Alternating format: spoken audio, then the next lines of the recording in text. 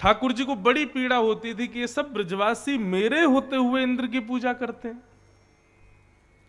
इंद्र की पूजा से ठाकुर जी को कोई दिक्कत नहीं थी, लेकिन इंद्र भाव की कदर करना नहीं जानता है। इसलिए भैया, जब हम असद व्यक्ति की सेवा करते हैं, असद व्यक्ति से प्रेम करते हैं या असद देवताओं को पूजते हैं, ठाकुर जी को बड़ी पीड़ा होती है। क्योंकि किसी को पूजने में, किसी को भजने में, किसी को वंदन करने में समय, धन और भाव तीनों व्यर्थ जाते हैं।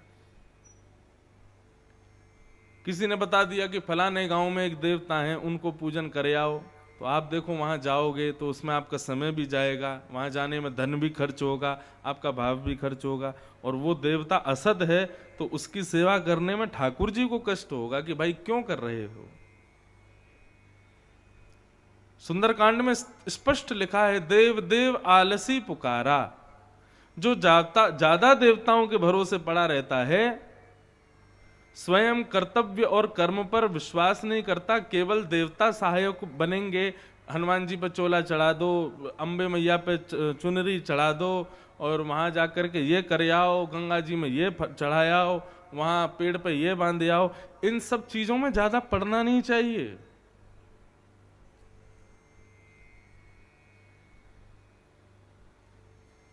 अभी ये समय चल रहा है, इतने बजे निकलना है, इतने इससे पहले निकल गए तो ये असद हो सकता है, ये इतना ज्यादा स्वयं को जो है शक में मत डालिए। यात्रा करने जा रहे हो तो पहले गाड़ी की परिक्रमा लगाओ, उसके बाद नारियल फोड़ो, फिर निकलो, तभी यात्रा मंगलमय होगी। सब चीज हमारी बुद्धि में और मन में विद्यमान है।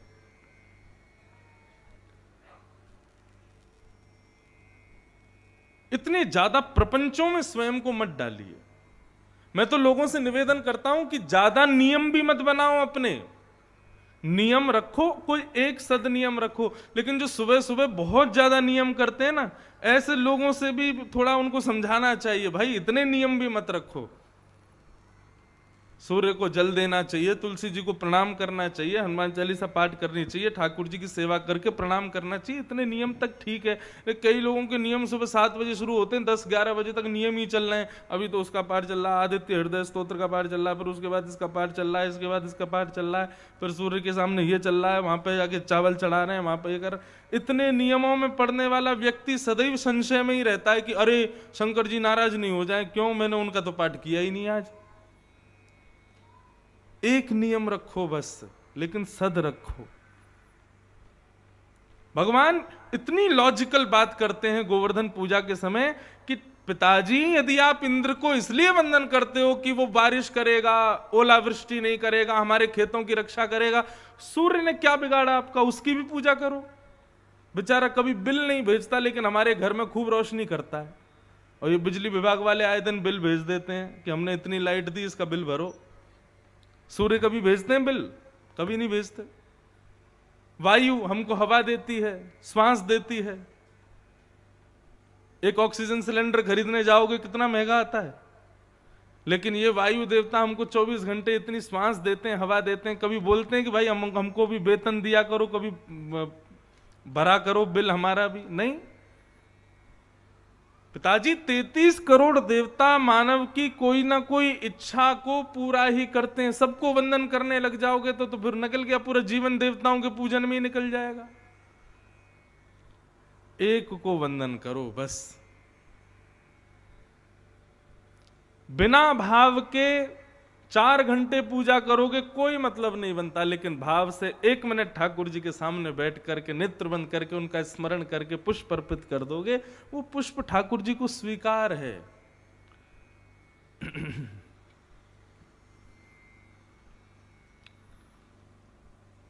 समझ में आई बात? ज्यादा प्रपंचों में और ज्यादा नियमों में नहीं रहना चाहिए। अति सर्वत्र वर्जयेत, हर चीज की अति बुरी होती है। मध्यस्थ रखो उसमें। कई लोग आते हैं मुझसे मिलने, बुरा नहीं मानिएगा, उनके हाथ में बहुत सारी अंगूठी और बहुत सारे कड़ूले वड़ूले में देख लेता हूं ना, मुझे लगती है मैंने कि भाई ये तो बहुत प्रपंची व्यक्ति है। क्यों? ज्योतिषी ने कह दिया पुखराज पहनो, इसमें ये पहन लो, इसमें वो पहन लो, इसमें ये पहन लो। कई लोग आते हैं उनकी उंगलियां ही नहीं दिखती, हाथ में अंगूठियां ही अंगूठियां होती हैं। इतना क्यों? एक ठाकुर जी पे विश्वास रखो ना। अन्योन्याश्रय बहुत बड़ी बात है। जिस पर आश्रित हो उस पर पूर्ण विश्वास रखो, एक के ही आश्रय में रहो।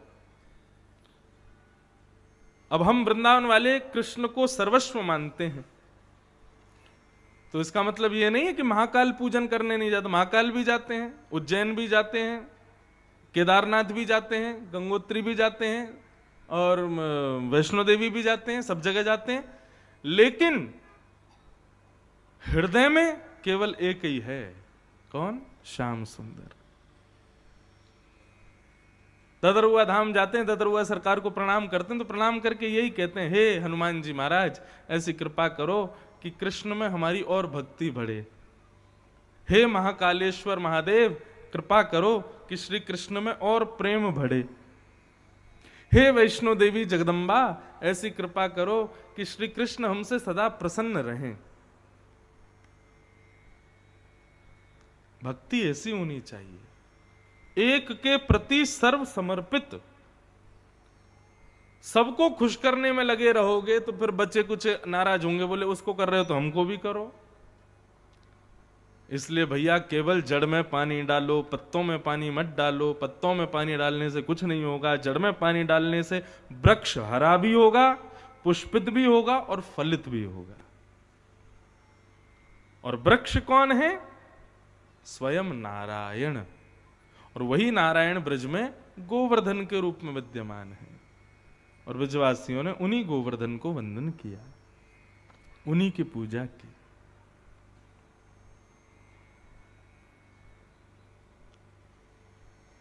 सब ब्रजवासियों को लेकर के ठाकुर जी गए, गोवर्धन पूजन करवाया, गोवर्धन को वंदन करवाया। सब ब्रजवासियों ने परिक्रमा लगाई, मानसी गंगा में स्नान किए, 56 भोग सजाए। और 56 भोग सजाने के बाद में सब ने प्रार्थना की तो 4 भुजा वाले श्री गोवर्धन नाथ प्रकट हो गए। श्री गोवर्धन नाथ की जय। सब ब्रजवासी इतने खुश हो गए, बोले लाला, इंद्र की पूजा करते करते बुढ़े हो गए, लेकिन या इंद्र ने कभी दर्शन नहीं दियो।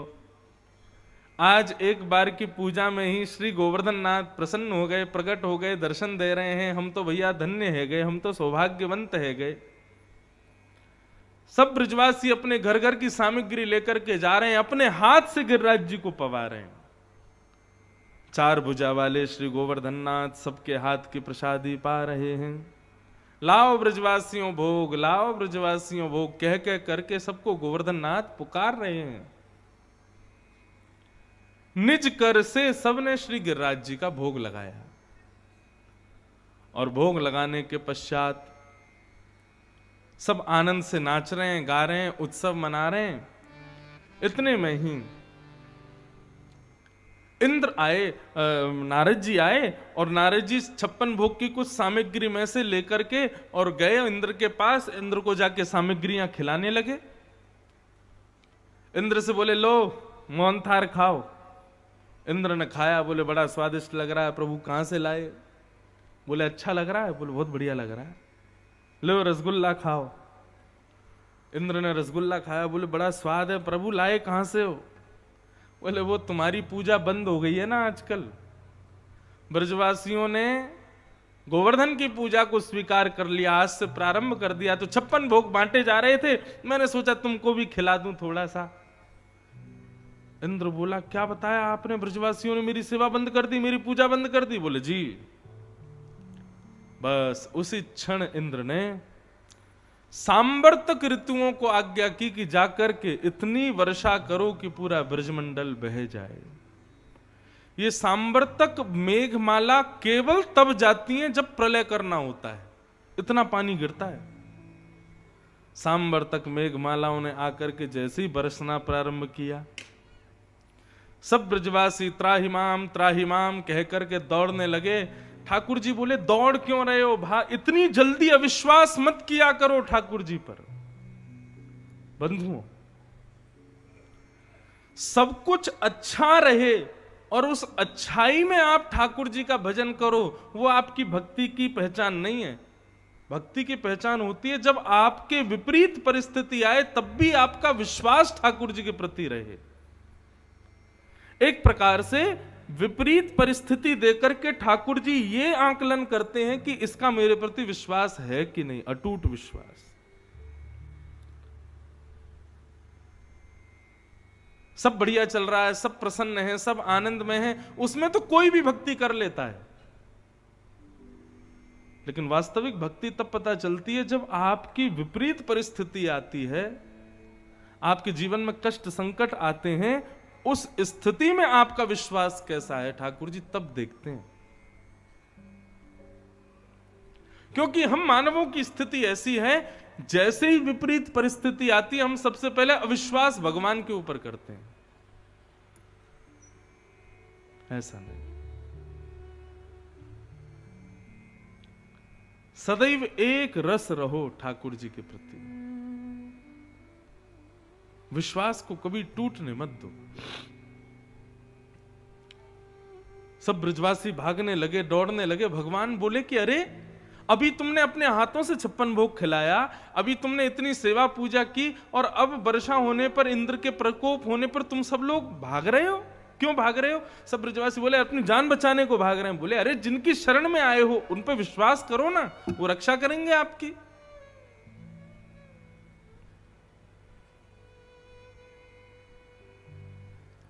ऐसी भक्ति मीराबाई की है, ऐसी भक्ति रैदास की है, ऐसी भक्ति कुम्मन दास की है, ऐसी भक्ति सूरदास की है।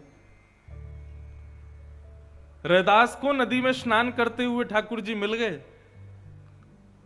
रैदास एक उच्च जाति के नहीं थे, लेकिन बंधु एक बात कहें, ये जाति भेद आदि ये सब मानव देखते हैं, भगवान कभी नहीं देखते। ठाकुर जी ने वर्ण व्यवस्था की है, लेकिन वर्ण के हिसाब से ऊंचा नीचा देखने का ये स्तर हम लोगों ने किया, ठाकुर जी ने नहीं किया। ये तो वही बात हो गई, आजकल स्कूल अगर आप देखेंगे तो स्कूल में एक क्लास के 3 सेक्शन होते हैं, A section, B section, C section. हम जब स्कूल में पढ़ते थे तो हमारे स्कूल में पता है क्या था? ज्यादा पढ़ने वाले बच्चों को ए सेक्शन में रखते थे, मध्यस्थ बच्चों को बी सेक्शन में रखते थे, और बिल्कुल फिसड्डियों को सी सेक्शन में रखते थे। एक बार फिर बच्चों ने थोड़ी आवाज उठाई, बोले कि आप इस प्रकार भेदभाव क्यों कर रहे हो बच्चों में? तो फिर हमारे स्कूल के प्रिंसिपल ने सबकी बात मानी और फिर क्या किया, सबको सामान्य कर दिया। लेकिन उसके बाद भी बच्चों के मन में रहा कि अरे सी सेक्शन में है हम तो नीचे सेक्शन में कर दिया, जबकि ऐसा है नहीं, बच्चे ज्यादा थे इसलिए 3 सेक्शन कर दिए। ठीक उसी प्रकार अब सभी लोग वेद पाठी हो जाएंगे, सभी लोग तिलक लगाने वाले हो जाएंगे, सभी लोग चोटी रखने वाले होंगे, सभी लोग गृह प्रवेश कराने वाले हो जाएंगे, सभी लोग जो है शादी ब्याह कराने वाले हो जाएंगे, सभी कथा गाने वाले हो जाएंगे, तो फिर सुनेगा कौन? इसलिए ठाकुर जी ने अलग अलग सेक्शंस बना दिए। ये भाई ब्राह्मण हैं, इनका काम सुनाने का है, ये भाई क्षत्रिय हैं, इनका काम युद्ध का है, ये भाई वैश्य हैं, इनका काम सब सेवा पूजा और ये व्यापार करने का है। ठाकुर जी ने कितने अच्छे से संसार को चलाने के लिए व्यवस्थाएं की, लेकिन हम लोगों ने उसमें ऊंचा नीचा ये सब बना दिया। ठाकुर जी ने कभी नहीं बनाया। रैदास एक उच्च कुल में जन्मे नहीं थे, लेकिन ठाकुर जी के अनन्य भक्त थे। नदी में स्नान करते हुए ठाकुर जी मिल गए, ला करके कुटिया में रख लिया, ठाकुर जी की सेवा करने लगे रैदास। रैदास की ऐसी सेवा थी कि श्री रैदास जी के चरित्र में आता है कि सब लोग ध्यान से सुनिए, सब माताएं बहनें भाई लोग, बिल्कुल शांति का परिचय दो। रैदास इतनी अच्छी भक्ति करते थे ठाकुर जी की कि कभी रैदास जी का मन होता था कि पहले जब ठाकुर जी उनके पास नहीं थे तो जैसे उनका मन होता था जगन्नाथ भगवान की याद आ रही है, तुरंत बोरिया बिस्तर उठाते जगन्नाथपुरी चले जाते। फिर याद आ जाती वृंदावन की तो वृंदावन चले जाते, फिर याद आती अयोध्या की तो अयोध्या चले जाते। जहां का स्मरण उनको होता स्वच्छंद परिंदे की तरह इधर उधर घूमते रहते थे। लेकिन जब से ठाकुर जी घर में आ गए, अपनी कुटिया में अपने ठाकुर जी की सेवा करते, कहीं नहीं जाते। लेकिन मन इतना होता था कि मैं जगन्नाथपुरी जाऊं, मैं द्वारिका जाऊं, बद्रीनाथ जाऊं, वृंदावन जाऊं। लेकिन कैसे जाऊं? ठाकुर जी को लेके जाऊंगा तो रास्ते में कहां खिलाऊंगा, और नहीं लेके जाऊंगा तो फिर यहां अकेले कैसे रहेंगे? तो रैदास ने पता है क्या किया? अपनी कुटिया में ही चारों धाम सोच लिए। वो वाला कोना बद्रीनाथ, ये वाला कोना जगन्नाथ, ये वाला कोना अयोध्या, ये वाला कोना वृंदावन। और जैसे ही पूजा करते और मन होता ठाकुर जी आज जगन्नाथपुरी जाने का मन हो रहा है, सो ठाकुर जी की चौकी उठाते और एक कोने में धर देते, उसके ऊपर लिखा हुआ था उन्होंने जगन्नाथपुरी, और वहां ले जाके रख देते और बोलते अरे ठाकुर जी देखो क्या सुंदर समुद्र की लहर उठ रही है, क्या सुंदर ठाकुर जी की जगन्नाथ जी की ध्वजा उड़ रही है। नेत्र बंद करके सब विचार करने लगते थे। अरे जगन्नाथ जी का दर्शन हो गया, ठाकुर जी लो दाल भात खाओ, नेत्र बंद करके सारे भाव प्रकट कर देते जैसे जगन्नाथ जी के होते थे। फिर करते अच्छा ठाकुर जी बड़ी गर्मी हो गई जगन्नाथपुरी में, चलो अब बद्रीनाथ चल रहे हैं, थोड़ी ठंडी ब्यार का आनंद लेंगे। और ठाकुर जी की चौकी उठाते दूसरे कोने में धर देते, उसका नाम धर देते बद्रीनाथ। बोले आइए बद्रीनाथ आ गए, हिमालय की ठंडी हवा चल रही है, बर्फ गिर रही है और मंद सुगंध गंगा जी बह रही हैं। रैदास की भक्ति ऐसी थी, जेठ के घने महीने में भयंकर गर्मी की लू चल रही है और उस समय रैदास जी यदि मन में सोच लेते कि बद्रीनाथ ठाकुर जी जाएंगे, अपनी कुटिया में ही चौकी बदल देते थे, चलो ठाकुर जी बद्रीनाथ चल रहे हैं। और स्थिति होती थी भरे जेठ के महीने में रैदास जी के गांव में ठंडी ठंडी हवा चलने लगती थी, बर्फ जैसी गिरने लगती थी और गांव के लोगों को पता चल जाता, बोले आज जरूर रैदास अपने ठाकुर जी को बद्रीनाथ लेके गया होगा, इसीलिए हमारे गांव में ठंडी हो रही है। ऐसा भाव रैदास का। तीन बात हमेशा याद रखना, भगवत संबंध में विश्वास, संबंध और समर्पण। भक्ति यदि तीन चीज आपके अंदर नहीं है ना तो आप भक्त नहीं हो।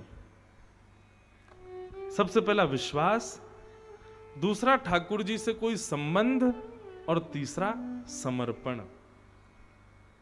पूर्ण समर्पण। ब्रजवासी सब दौड़ने लगे, अरे इंद्र नाराज है गयो, इंद्र नाराज है गयो। ठाकुर जी बोले अरे जिनकी शरण में आए उन पर विश्वास करो ना। सब ब्रजवासी दौड़ने लगे, इतने में ही ठाकुर जी गए और एक तरफ से गिरिराज पर्वत को थोड़ा सा ऊपर उठाकर के नीचे भुजा डाली और देखते ही देखते सब ब्रजवासियों के मध्य में 7 बरस के कृष्ण ने 7 कोस लंबे चौड़े गिरिराज को अपने बाम हस्त की इकन्नी उंगली पर धारण कर लिया। आ जाओ सब ब्रजवासी, या गिरिराज पर्वत के नीचे खड़े है जाओ। सब ब्रजवासी दौड़ करके गए, अपने मोटे मोटे लठ लगा दिए महाराज गिरिराज जी पर। नख पर धार लियो गिरिराज नाम गिरधारी पायो है। ठाकुर जी ने अपने बाम हस्त की कन्नी उंगली पर श्री गिरिराज जी धारण कर लिए। बोल गिरवरधारी गोपाल की जय। आहा, ठाकुर जी ने गिरिराज जी धारण किए।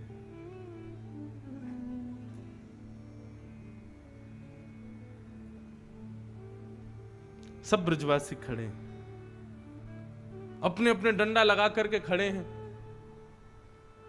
जैसे ही मानो गिरिराज जी उठाए, सबने आके अपने डंडा लगा लिए और सब बोले लाला तू चिंता मत करे, हम सबन ने अपने डंडा लगा लिए, तू अपनी उंगली नीचे कर ले। ठाकुर जी बोले तुम्हारे डंडा अंत कछु ना होगा, हटा लो इन्हें। ब्रजवासी बोले ज्यादा बात मत बनावे लाला, या नेक सीसी उंगली को ऊपर करके खड़ो है, चल या नीचे कर ले, हमारे डंडान पे खड़े हैं गिरिराज जी, तू नीचे कर ले। ठाकुर जी मुस्कुराने लगे, बोले इतने बड़े गिरिराज पर्वत तुम्हारे इन डंडान पर टिके हुए हैं? बोले तू क्या सोच रहा, तेरी उंगली पर टिक रहे हैं? बोले और नहीं तो क्या। ब्रजवासी बोले अब चल ज्यादा बात मत बनावे, उंगली नीचे कर ले। ठाकुर जी बोले देख लो हम नीचे कर लेंगे। बोले तू कर ले, ठीक है तो फिर आप लोग संभालो, हम अपनी उंगली हटा लेते हैं। बोले हटाओ। जैसे ही ठाकुर जी ने जरा सी अपनी उंगली ढीली की, इतने में ही विशाल। अच्छा एक बात बताएं, आप सब लोग गोवर्धन गए हो, गिरिराज पर्वत के दर्शन किए हैं। श्री गर्ग संहिता के अनुसार गिरिराज जी इतने छोटे नहीं थे जब ठाकुर जी ने उठाए थे। 7 कोस लंबे, 7 कोस चौड़े और 7 कोस ऊंचे। मतलब गिरिराज जी का यदि शिखर देखेंगे तो वे आकाश में होता था, शिखर का तो दर्शन ही नहीं होता था।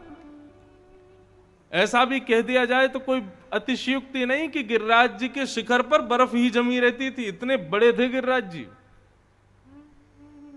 वो तो तिल भर रोज पृथ्वी में प्रवेश कर रहे हैं। इसलिए अब जो हमको दर्शन होता है ये गिरिराज जी का शिखर है। जो ठाकुर जी ने जब गिरिराज जी उठाए थे उस समय ये शिखर आकाश में था। इसीलिए तो ठाकुर जी गैया चराने गिरिराज जी पे जाते थे। अब आप लोग विचार करो, वृंदावन से 20-22 किलोमीटर है। अगर आज भी कोई व्यक्ति पैदल पैदल जाए तो गिरिराज जी जाके वापस आना एक दिन में, तो मतलब गए और तुरंत आए तो भी सुबह निकलोगे तो रात तक आ जाओगे। ठाकुर जी गैया चराने जाते थे। गैया चराने का मतलब है कि ठाकुर जी गिरिराज पर्वत पर जाके आराम करते थे, गैया चरती रहती थी और शाम होने से पहले ठाकुर जी वापस आ जाते थे और दोपहर भोजन करने के बाद जाते थे। इतनी जल्दी गिरिराज जी कैसे पहुंच जाते थे? फिर गिरिराज जी की चौड़ाई इतनी थी कि वो वृंदावन की सीमा का स्पर्श करती थी।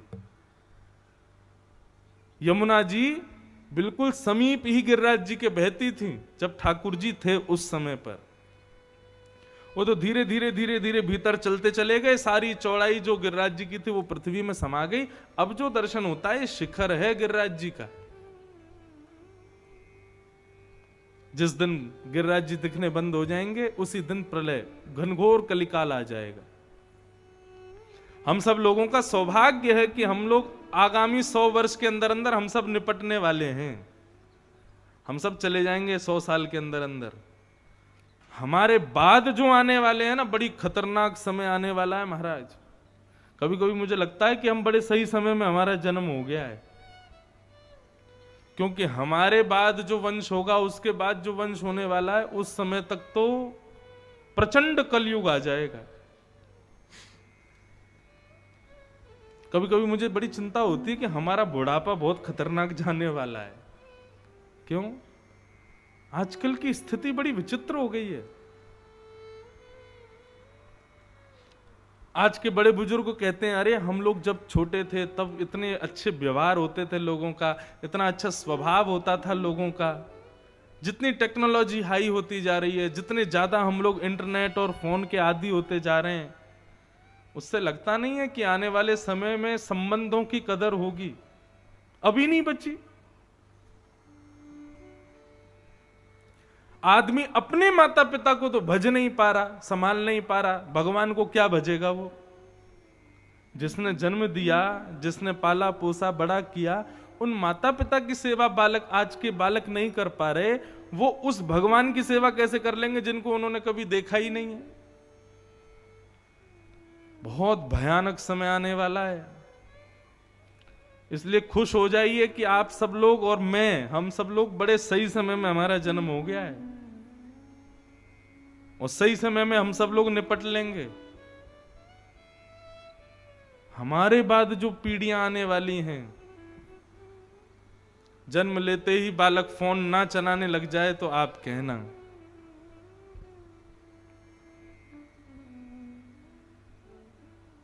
मैं तो स्पष्ट अपनी कथा में कहता हूं कि यही कलयुग है।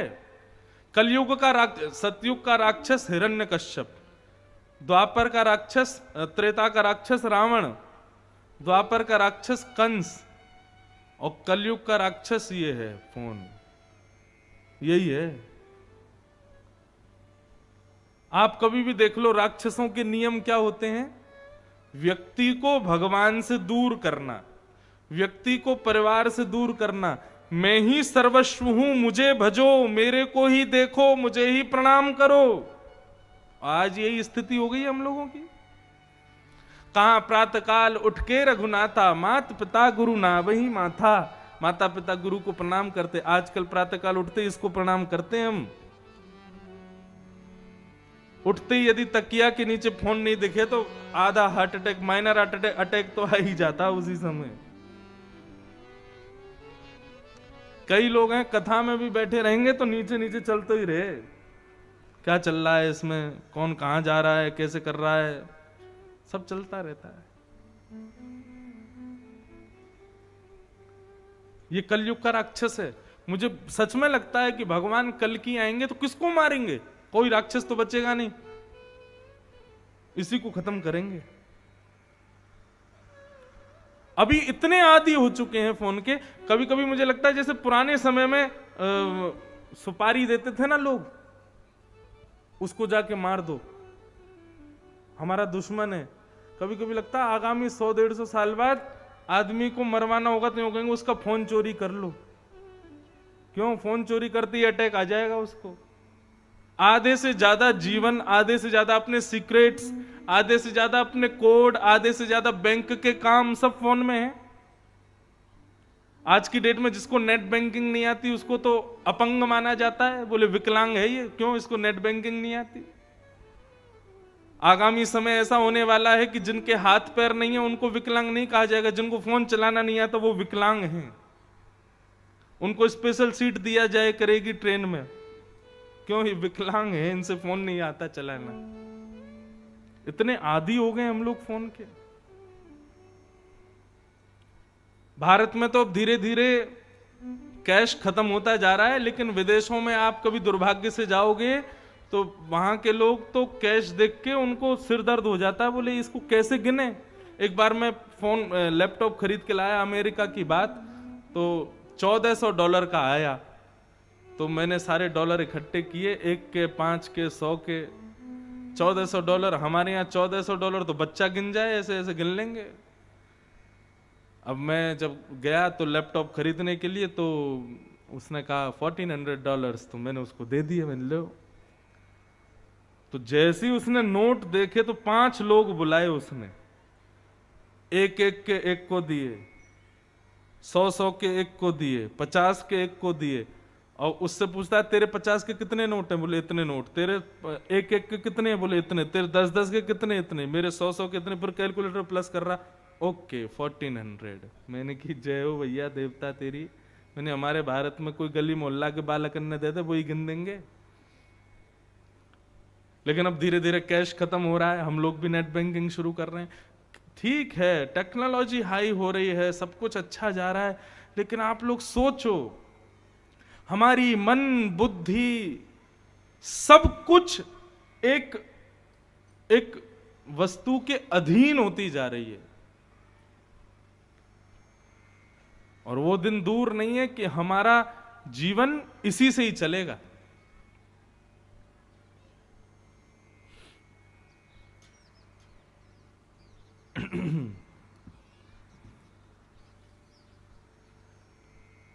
तो भगवान ने नख पर गिरिराज जी धारण किए। सब ब्रजवासी बोले लाला उंगली नीचे कर ले। ठाकुर जी बोले ठीक है, तो आप लोग संभालो, हम कर रहे हैं। जैसे ही उंगली नीचे करने लगे, इतने में ही विशाल गिरिराज पर्वत नीचे आने लगे। चट्ट चट्ट करके सबके डंडे टूटने लगे। सब ब्रजवासी बोले लाला संभाल संभाल संभाल। ठाकुर जी ने फिर से उंगली लगाई, गिरिराज जी संभल गए। अब सब ब्रजवासी बोले इतना बड़ा गिरिराज पर्वत, इतना विशाल गिरिराज पर्वत, हमारे मोटे मोटे डंडा टूट गए, यानी लाला ने अपनी पतरी सी उंगली पर उठा लियो। अरे लाला, तो मैं इतनी शक्ति कहां से आई, तेने इतने बड़े गिरिराज जी कैसे उठाए? हमारे ब्रज में बड़ा प्रसिद्ध सब गाते हैं, कछु माखन को बल बढ़ो, कछु गोपन करी सहाय, श्री राधे जू की कृपा सो मैंने गिरिवर लियो।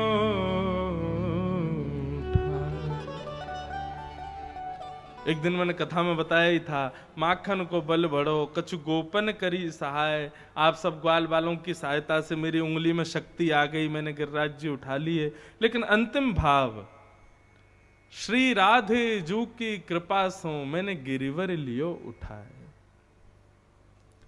श्री राधा रानी की कृपा दृष्टि है गई मुंह पे, वहां से मैंने गिरिराज जी उठा लिए। अब ये राधा रानी की कृपा दृष्टि कैसे भाई? ये सब ठाकुर जी की अंतरंग लीला है, गोपनीय लीला है, प्रकट लीला नहीं है। श्री किशोरी जी सन्मुख खड़ी है और उनकी रूप माधुरी को देख करके ठाकुर जी में इतना बल आ गया हो, इतना बल आ गया हो कि गिरिराज जी ऐसे उठा लिए जैसे रुई को फोआ उठा ले, और नक पर धार लियो गिरिराज नाम गिरधार। हम ब्रजवासी तो यूं के लाला ने गिरिराज जी थोड़ी उठाए, वो तो किशोरी जी की सामर्थ्य भाई, किशोरी जी के रूप में इतना तेज हो कि वह तेज को देख करके ठाकुर जी को गिरिराज जी भी रुई के समान हल्के दिखाई पड़े और अपने नक पे उनने धारण कर लिए। वास्तविक गिरिवरधारी श्री राधा रानी है, श्री किशोरी जी हैं। ठाकुर जी तो केवल प्रदर्शन मात्र कर रहे हैं, उंगली पर उठा रहे हैं। लेकिन बंधुओं, एक आध्यात्मिक पक्ष सुनिए, बहुत ध्यान से सुनिएगा। गोवर्धन, गौ किसको कहते हैं? हमारी शरीर की 10 इंद्रियों को गो कहा जाता है। 10 इंद्रियां कौन कौन सी? आंख, नाक, जीभ, कान, त्वचा, ये पंच ज्ञानेंद्रिय। हाथ, पैर, मुख, 2 गुप्तेंद्रिय, ये पंच कर्मेंद्रिय। इस प्रकार इस समूह को कहते हैं 10 इंद्रिय, और इसी 10 इंद्रिय के समूह को कहते हैं गो। और इन 10 इंद्रियों का कृष्ण भक्ति में जो वर्धन करता है उसका नाम है गोवर्धन। आप लोग गिरिराज जी जाते हो परिक्रमा लगाने के लिए, किस भाव से जाते हो?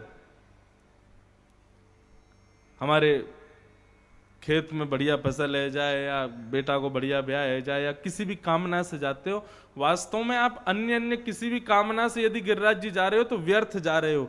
गिरिराज जी जाने का मूल उद्देश्य क्या है? मूल उद्देश्य यह है कि हे गिरिराज बाबा, मोकू आपके दर्शन करवे में तो बड़ो सुख मिले, लेकिन मोकू आपकी कथा सुनने में आनंद ना आवे, तो हे गिरिराज जी ऐसी कृपा करो, मैं परिक्रमा लगा रहा हूं, मेरे इन कानन की आपकी भक्ति सुनवे की इच्छा प्रकट है जाए, या इच्छा से मैं आपकी परिक्रमा लगा रहा हूं।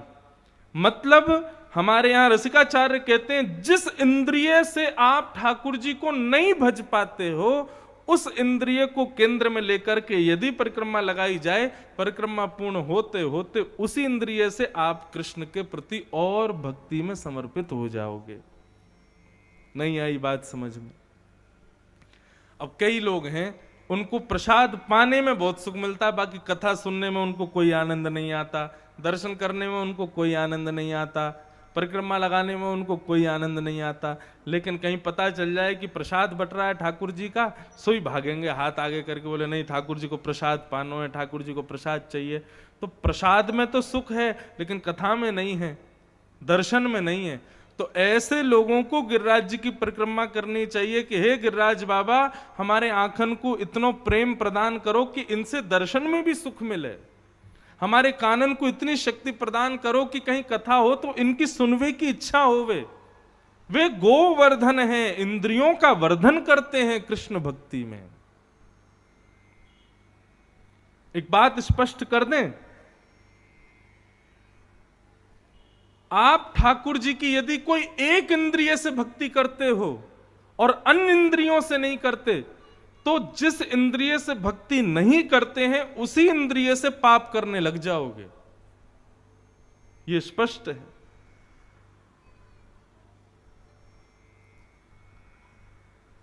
वृंदावन में अधिकतर लोग किस लिए आते हैं पता है? चाट खाने, बल्ले खाने, लस्सी पीने, पकोड़े खाने, इसलिए आते हैं। अधिकतर पंजाब तरफ, हिमाचल तरफ के लोग बहुत आते हैं वृंदावन। कभी कोई आए वृंदावन तो उससे पूछो कि भैया वृंदावन गए थे? बोले जी गए थे। क्या देखा वृंदावन में? अरे महाराज ब्रजवासी के पेड़े, क्या बताना उनका, कितने बढ़िया थे। वो बिहारी जी के बाहर लस्सी की दुकान थी, उसकी लस्सी बहुत बढ़िया थी।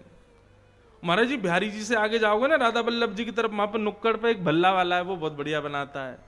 मैंने कि राधा वल्लभ जी, बिहारी जी, सबकी गली में कौन लस्सी वाला, नुक्कड़ पे भल्ले वाला, ये पता है आपको? ये नहीं पता कि वृंदावन में मंदिर में कौन बैठे हैं भीतर? ये तो वही बात हो गई कि आप किसी से मिलने के लिए गए थे, लेकिन उसके द्वारपाल से ही मिलके लौट आए। उसके सिक्योरिटी गार्ड ने अंदर तुमको जाने ही नहीं दिया। वृंदावन के सिक्योरिटी गार्ड हैं, वहां की लस्सी, वहां के भल्ले, वहां के पेड़े, ये सब वृंदावन के सिक्योरिटी गार्ड हैं। लोगों को अपने तक ही सीमित रखते हैं, उससे अंदर जाने ही नहीं देते।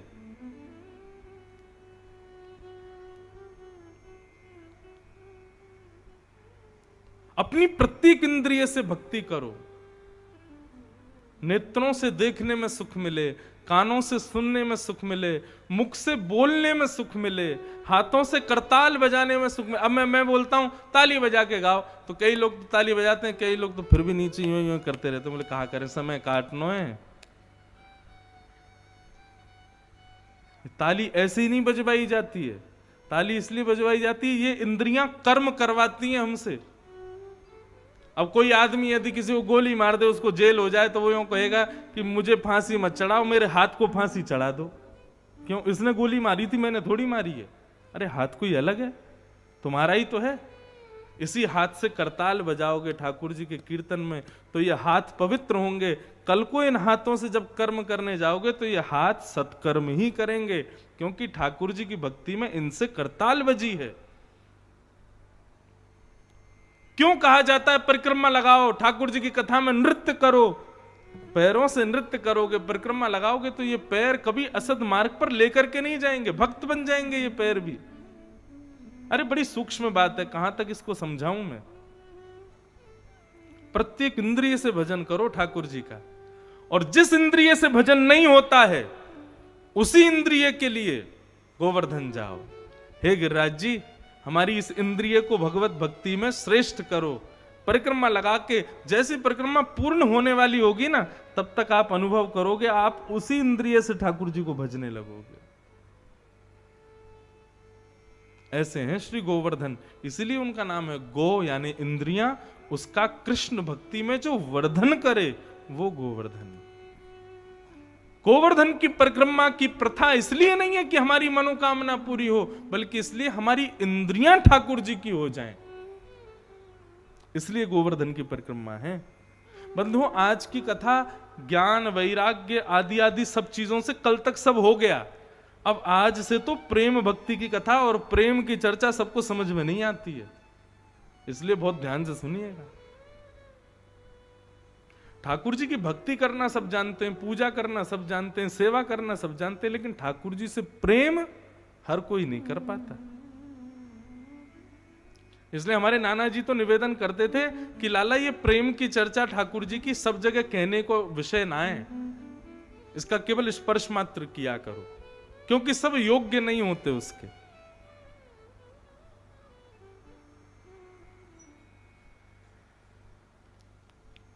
प्रत्येक इंद्रिय ठाकुर जी की हो जाए, उसके लिए गिरिराज जी की शरण में जाओ।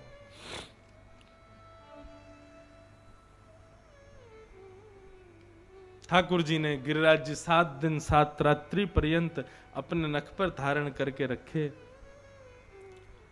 7 दिन के बाद जब इंद्र ने वर्षा बंद की, तब ठाकुर जी ने गिरिराज जी को पुनः व्यवस्थित किया। अब यहां पर एक संशय मन में प्रकट होता है, कर्तुम अकर्तुम अन्यथा कर्तुम समर्थ ईश्वर। ईश्वर कौन? जो कोई ना कर सके वह भी जो कर दे वो ईश्वर है, और जो सब करते हैं उसको भी ना करे वो ईश्वर है। कर्तुम अकर्तुम अन्यथा कर्तुम समर्थ ईश्वर है। भगवान चाहते तो गिरिराज जी उठाए थे। उसके बाद भ्रगुटी टेढ़ी करके यदि इंद्र की ओर देख लेते तो इंद्र की मजाल नहीं थी कि वो वर्षा कर दे। इंद्र ने 7 दिन तक वर्षा नहीं की है। इंद्र ने वर्षा रोकी कब? भगवान के क्रोध करने पर भी इंद्र ने वर्षा नहीं रोकी। इंद्र ने वर्षा तब रोकी जब इंद्र ने देखा कि मेरा तो भंडार ही खत्म हो गया, जल ही नहीं बचा है, तब इंद्र ने वर्षा रोकी है। इसका मतलब ठाकुर जी ने ना तो इंद्र को रोका, ना तो इंद्र पर गुस्सा किया, ना ही एक बार भी संकेत किया अरे इंद्र तू पूरे ब्रजमंडल को बहाने का प्रयास कर रहा, रोक दे नहीं तो तेरी खैर नहीं है। ठाकुर जी ने कुछ नहीं कहा इंद्र को। क्यों? और 7 दिन 7 रात्रि ऐसे ही खड़े रहे। इसके पीछे कारण क्या है? तब महाकवि श्री जयदेव कहते हैं, अभिनव जलधार सुंदर धृतमंदर धृतमंदर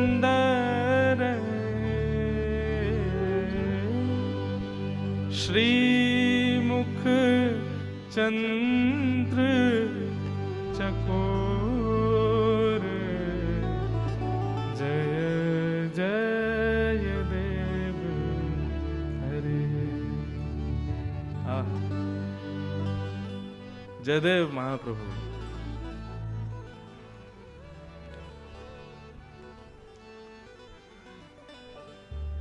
कई बार ऐसा होता है,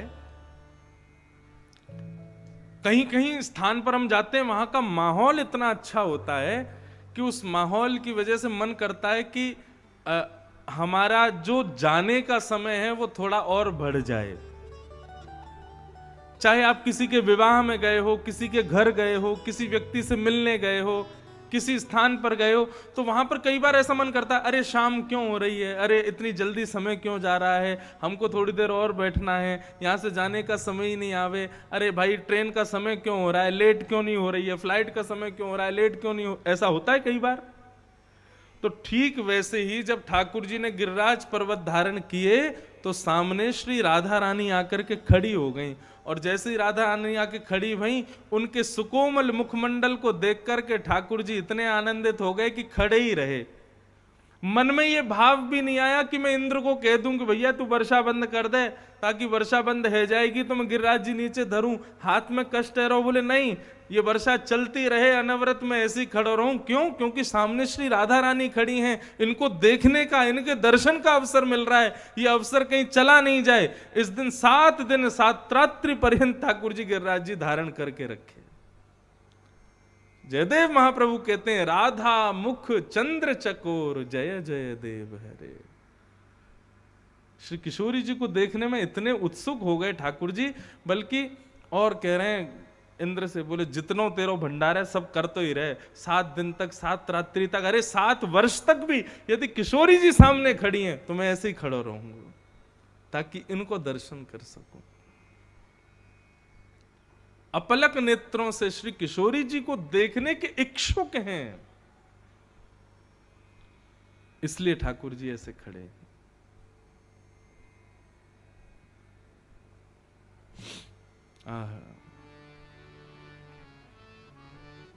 वृषभानु की लली सांवरियों से नेहरा लगा के चली, हरि वृषभानु की लली सांवरियों से नेहरा लगा के चली, हरि वृषभानु की लली सांवरियों से नेहरा लगा के चली, हरि वृषभानु की लली सांवरियों से नेहरा लगा के चली। अरे हाँ, सांवरियों से नेहरा लगा के चली,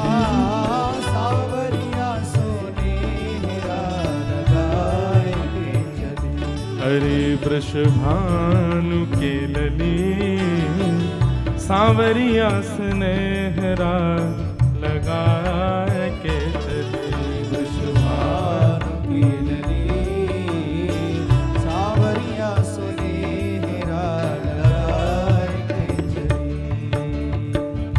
अयो रे अहीर के तू हमरी गली, अयो रे अहीर के तू हमरी गली।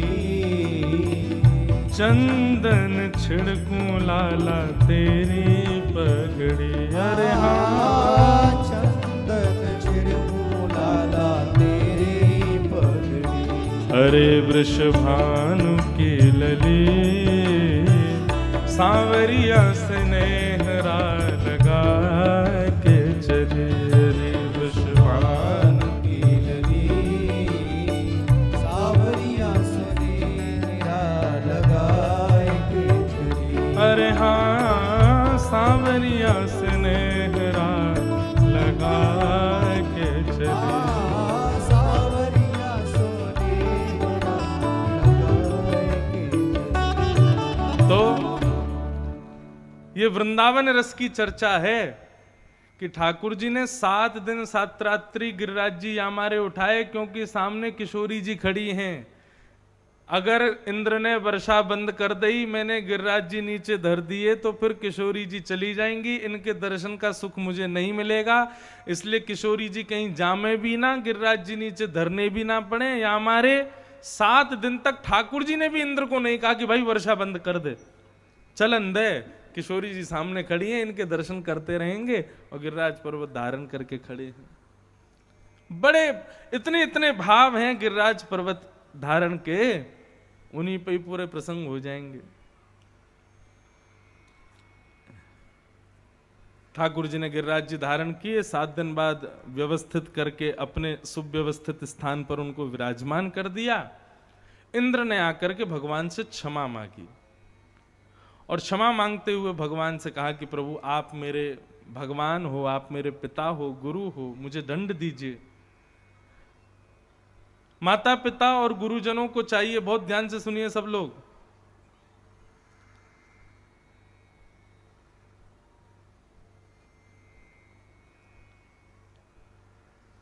बालकों को ज्यादा लाड़ प्यार मत किया करो, थोड़ी बहुत ताड़ना उनके प्रति रखा करो। ताड़ना का मतलब होता है दृष्टि रखा करो, थोड़ा उनके प्रति थोड़ा अपने आप को कठोर हल्का सा, ज्यादा नहीं हल्का सा रखा करो, तभी वो बालक श्रेष्ठ बन पाएंगे। जिन बालकों ने अपने माता पिता से कभी गाली नहीं खाई, जिन बालकों ने अपने माता पिता से कभी पिटाई नहीं पाई, वो बालक जीवन में कोई श्रेष्ठ व्यक्तित्व नहीं बन पाते। इसलिए माता पिता को चाहिए ज्यादा लाड़ प्यार बालकों को ना किया करें। लालनाद बहुवो दोषात ताड़नाद बहुवो गुणात तस्मात् पुत्रम च शिष्यम च ताड़ेत न तु लाड़ेत। शास्त्र आज्ञा करते हैं लाड़ में बड़े दोष होते हैं और ताड़ना में बड़े गुण होते हैं। तस्मात् पुत्रम च शिष्यम च ताड़ेत न तु लाड़ेत।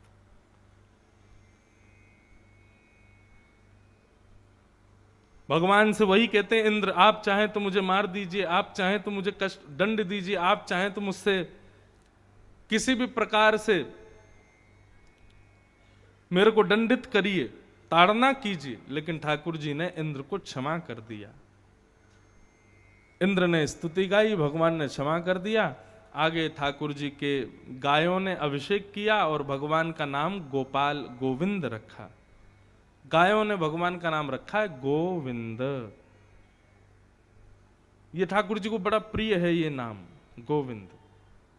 कुंती स्तुति में वर्णन करते हैं कि जो व्यक्ति गोविंद कहकर के ठाकुर जी को पुकारता है, एक क्षण के लिए सही, एक हवा के झोंके के सहित ही सही, ठाकुर जी उसका स्पर्श जरूर करने आते हैं। कहीं कोई कष्ट में तो नहीं है। इसलिए बंधुओं, जब भी कभी कोई बहुत कष्ट वाली स्थिति आए ना, तो ठाकुर जी को गोविंद कह करके पुकारो। लेकिन ठाकुर जी आते उसी के पास हैं जो निरंतर पुकारता रहता है। वैसे तो कभी नहीं पुकारता, लेकिन जीवन में कष्ट आए तब पुकारेगा, उसके लिए ठाकुर जी नहीं जाएंगे। जो प्रसन्नता में भी पुकारता है, जो हर स्थिति में पुकारता है, ऐसा व्यक्ति यदि कष्ट में आ जाए और गोविंद बोले, तो निश्चित है कि एक हवा के झोंके के रूप में ही सही ठाकुर जी आएंगे जरूर। अति प्रिय नाम है ठाकुर जी को गोविंद। एकादशी व्रत की कथा बताई गई और तत्पश्चात रास पंचाध्याय प्रारंभ हुआ। अब यहां से रास की कथा प्रारंभ होती है। बहुत ध्यान से सुनिएगा। रास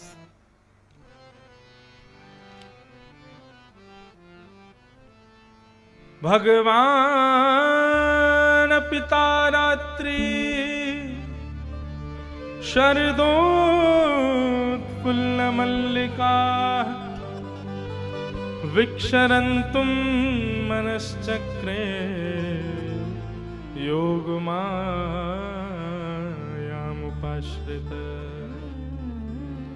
अब बहुत ध्यान से सुनिएगा सब लोग। रास बिहार, मैंने कहा ना आज प्रेम की चर्चा है, इसलिए प्रेमी बनकर के ही सुनना। सबसे पहली बात, रास कहते किसको है? अभी मैं कहूं रास का मतलब क्या, तो अधिकतर लोगों ने मन में सोच लिया होगा वही नाचना, भगवान नाच रहे हैं गोपियों के साथ में, नृत्य कर रहे हैं, यही रास है। नहीं, रास का मतलब नृत्य करना नहीं होता है। रास का सीधा अर्थ होता है भगवान जब अपने प्रेमी भक्त से मिलने जाते हैं, उसको रास कहते हैं। दो शब्द हैं, रस और रास। जब भक्त भगवान से मिलने की कामना करता है और भगवान के समीप जाता है, वो रस कहलाता है। लेकिन भक्त की प्रेम भक्ति से प्रसन्न होकर जब भगवान भक्त से मिलने आते हैं, उसको रास कहते हैं। समझ में आ गई बात? आप लोग कथा में आ रहे हो, अपने घरों से आ रहे हो, सुनने के लिए आ रहे हो, ददरुआ सरकार दर्शन करने जा रहे हो। कल हम गए थे ग्वालियर में, खेड़ापति हनुमान दर्शन करने जा रहे हो, मनसापूर्ण हनुमान जी दर्शन करने जा रहे हो, वृंदावन बिहारी लाल के दर्शन करने जा रहे हो। ये सारी स्थितियां आप जा रहे हो भगवान के पास, ये रस कहलाते हैं। लेकिन आपकी भक्ति से प्रसन्न होकर के वृंदावन बिहारी लाल भिंड आ जाएं, पिडौरा गांव में प्रकट हो जाएं, ये रास कहलाएगा।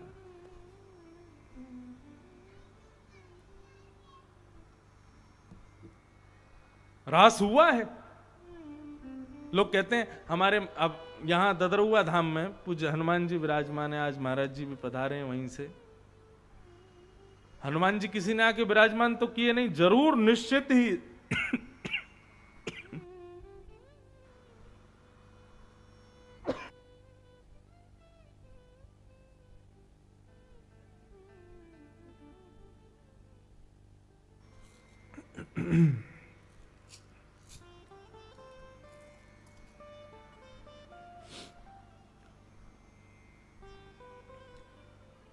अभी वर्तमान महाराज जी जो हैं, आपके पूर्व महाराज जी या उनके पूर्व महाराज जी जो भी यहां पर विराजे होंगे, उनकी तपस्या भजन के बल से हनुमान जी प्रकट हुए होंगे।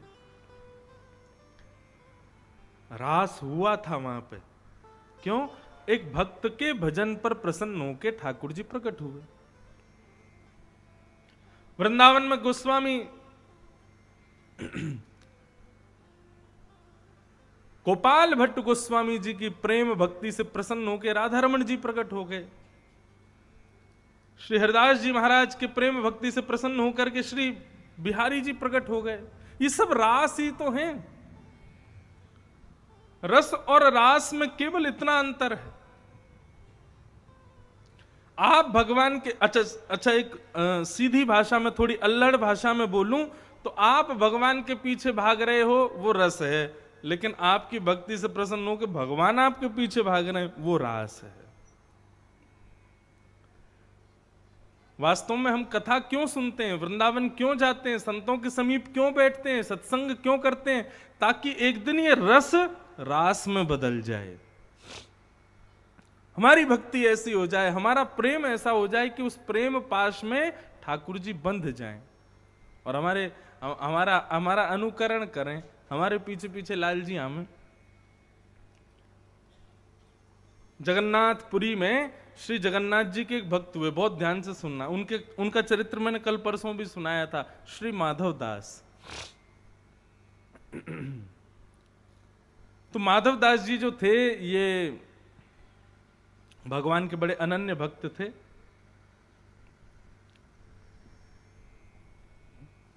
रास किसको कहते हैं ये बता रहे हैं। तो जगन्नाथ जी के दर्शन करने के लिए गए और जगन्नाथ जी से बोले, हे जगन्नाथ महाप्रभु, मैं आपसे आज्ञा लेने आया हूं कि मैं अब वृंदावन दर्शन करने के लिए जा रहा हूं। बहुत ध्यान से सुनिएगा। तो जगन्नाथ जी उनके अंतःकरण में प्रेरणा से बात करते थे। तो जगन्नाथ जी ने अंदर अंदर प्रति उत्तर दिया, बोले क्यों जा रहे हो, तुमको पता नहीं है हम तुमको देखे बिना रह नहीं पाते हैं। भक्त भगवान को देखे बिना नहीं रह पाता, ऐसा ही नहीं है, भगवान भी बिना भक्तों को देखे रह नहीं पाते, उनको भी अपने भक्तों का दर्शन चाहिए। जगन्नाथ जी बोले हमको भी लेके चलो, हमको भी अपने साथ वृंदावन ले चलो। माधवदास जी बोले देखो, हम तो कहीं भी खाने वाले, कहीं भी रहने वाले, कहीं भी पी लेते हैं, कहीं भी सो जाते हैं, कहीं भी अपना गुजर बसर कर लेते हैं, ऐसे अपनी पूरी यात्रा निकालने वाले हम हैं। आप हमारी तरह नहीं रह पाओगे। आपको तो 8 बार तो भोग लगता है दिन में, वृंदावन में भगवान को भोग लगता 8 बार। कैसे कैसे भोग लगेगा? सुबह उठते ही मंगल भोग, उठते ही ठाकुर जी को दूध और लड्डू का भोग लगाया जाता है। मंगल भोग के बाद में फिर आएगा ठाकुर जी का बाल भोग, जिसको नाश्ता कहते हैं। फिर बाल भोग के बाद में आएगा श्रृंगार भोग, श्रृंगार के बाद श्रृंगार भोग आ जाएगा। श्रृंगार के बाद फिर आएगा श्रम भोग। अच्छा, श्रम भोग के बारे में आप सुनेंगे तो इतना आनंद आएगा। ये श्रम भोग क्यों लगता है ठाकुर जी को? बोले कि पुजारी जी ने ठाकुर जी का श्रृंगार किया ना, गले में माला पहनाई, हाथों में बाजूबंद पहनाए, सिर पर मुकुट पहनाया, तो ठाकुर जी थक गए श्रृंगार कराने में, इसलिए श्रृंगार कराने में थक गए तो थकान का भोग आता है ठाकुर जी को।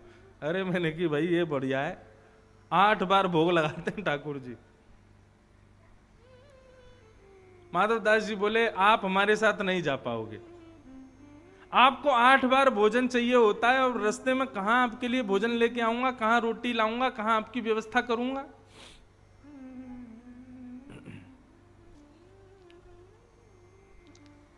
बहुत सावधानी से सुनो।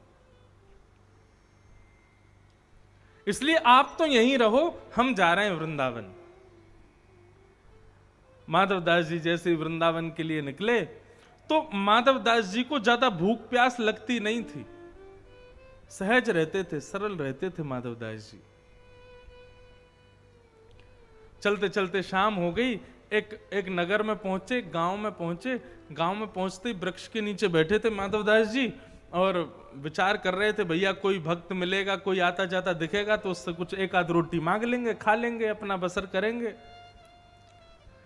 लेकिन थोड़ी बहुत देर बाद ही माधवदास जी को इतनी जोर की भूख लगी, इतने व्याकुल हो गए कि महाराज उनकी इच्छा होवे कहीं से भी फल मिले, कोई पत्ता मिले, कुछ तो मिले, मुझे भूख लगी है, खाना है। और माधवदास जी चिंता करें, इतनी जोर की भूख तो मुझे कभी नहीं लगती, आज इतनी जोर से भूख क्यों लगी है? माधवदास जी व्याकुल हो गए, मरता क्या नहीं करता। गांव में पहुंच गए, गांव में जाके और ढूंढने लगे, भाई कोई ऐसा वैष्णव भक्त मिले जिसके यहां जाके 2 रोटी तो खाऊं मैं, इतनी तेज भूख क्यों लगी आज। तभी एक बूढ़ी माता जी के घर में प्रवेश किया, उनसे कहा मैया हम जगन्नाथपुरी से आए हैं, वृंदावन जा रहे हैं, बड़ी जोर की भूख लगी है, आप थोड़ी रोटी खिला दोगी? मैया बोली हाँ बैठो, हम खिलाते हैं अभी। मैया लाई थाली सजा के, माधवदास जी तुरंत महाराज टूट पड़े, भोजन करने लगे जोर जोर से। बोले आज पता नहीं क्या हो गया, जीवन में इतनी भूख कभी नहीं लगी, आज इतनी क्यों लग रही है? मैया पंखा जलते जलते बोली बाबा आप बड़े निर्दयी हो। माधवदास जी बोले ऐसा क्यों कह रही हो मैया? अरे नहीं बाबा, आप बड़े निर्दयी हो, इतना सुंदर, इतना सुकोमल, इतना प्यारा संग में बालक लेके घूम रहे हो, उसको भोजन नहीं करा रहे हो, अकेले अकेले ठूस रहे हो। माधवदास जी बोले कौन बालक? बोले तुम्हारे बगल में जो बैठा है, देखो इसकी आंखें कितनी प्यारी, इसके गाल कितने प्यारे, छोटा सा बालक। अरे मुझे तो दया आ रही है, इसकी माँ ने इसको कैसे दे दिया होगा आपको, और आप इतने निर्दयी, अकेले पूरी थाली खा रहे हो, उससे पूछ भी नहीं रहे हो। अरे बेचारा वो भी भूखा, तेरा उसको भी खिलाओ। माधवदास जी रुक गए, बोले भैया कौन सा बालक, यहाँ कोई नहीं बैठा, अरे तुम्हारे बगल में बैठा बाबा, आंखन ने खोल के देखो, इतनी रोटी में बावले हो गए, बालक नहीं दिखाई दे रहा है। माधवदास जी समझ गए, बोले ये कोई बालक फालक नहीं, जगन्नाथ जी संग में आ गए मेरे। और अब पता चली मुझे भूख इतनी तेज क्यों लग रही थी, बोले ये संग में चल रहे हैं। तब माधवदास जी ने प्रणाम किया, बोले जय जय, मैंने मना किया था ना, आप मत चलो साथ में, रास्ता बड़ा दुर्गम है, कहां रोटी खाओगे, कहां सोओगे, कैसे गुजर बसर करोगे, आप मानते नहीं हो, चले आए साथ में। और माधवदास जी को दिख नहीं रहे थे ठाकुर जी, बस चलते चलते माधवदास जी को अनुभव होता था कि कोई कंधे पर बैठा है, थोड़ा भार जैसा लगता था। अब जहां कहीं भी रुकते, बेर मिलते, फल मिलते, कोई भोजन देता, तो पहले उसको थोड़ी देर किनारे रखते, आंख बंद करके बैठे रहते, ये भाव रखते कि जगन्नाथ जी पहले भोग लगा लें फिर मैं खाऊंगा। वृंदावन पहुंचे। वृंदावन जैसे पहुंचे तो बिहारी जी का दर्शन करने के लिए गए, तो पता चला कि अभी बिहारी जी श्रृंगार करा रहे हैं अपना।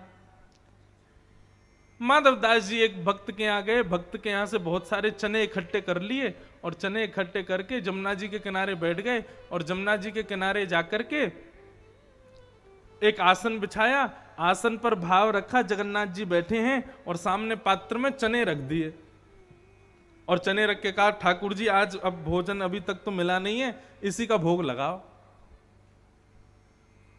बिहारी जी की राजभोग हो जाएगी तब कुछ पाएंगे। भोग आदि लगा के चना वना खा करके जैसे ही माधवदास जी बिहारी जी का दर्शन करने के लिए गए, तो स्वामी श्री हरिदास जी महाराज भीतर से निकल के आए, और भीतर से निकल के आके बोले तुम माधवदास हो क्या? माधवदास जी आश्चर्य, आपको कैसे पता कि मैं माधवदास हूं? बोले अरे आज तेने बड़ो बड़ो कियो। माधवदास जी बोले मैंने क्या कर दिया? बोले हमने ठाकुर जी के सामने पूड़ी कचौड़ी बेड़ई सब्जी और जलेबी इमरती जाने कितने 56 भोग बना के धरे, लेकिन ठाकुर जी ने मुंह टेढ़ो कर लियो। बोले क्यों टेढ़ो कर लियो? बोले ठाकुर जी बोले अरे यहाँ माधवदास आयो है जगन्नाथपुरी थे, और यानी इतने सारे चना खवा दिए कि मेरा पेट भर गयो, अब मुकू कछु खावे की इच्छा ना है रे। माधवदास जी आश्चर्यचकित हो गए, बोले जय हो नाथ, मैं तो ऐसी सहज निवेदन करता ठाकुर जी स्वीकार कर लेते हैं। कहां तक सुनाऊं बंधुओं, इस स्थिति को रास कहते हैं जो माधवदास के साथ होती थी, इसको रास कहते हैं। रास सुनने का विषय नहीं है, रास देखने का विषय नहीं है, रास करने का भी विषय नहीं है, रास अनुभूति का विषय है। और ये रास एक ना एक दिन होगा जब भक्ति के पथ पर चलोगे।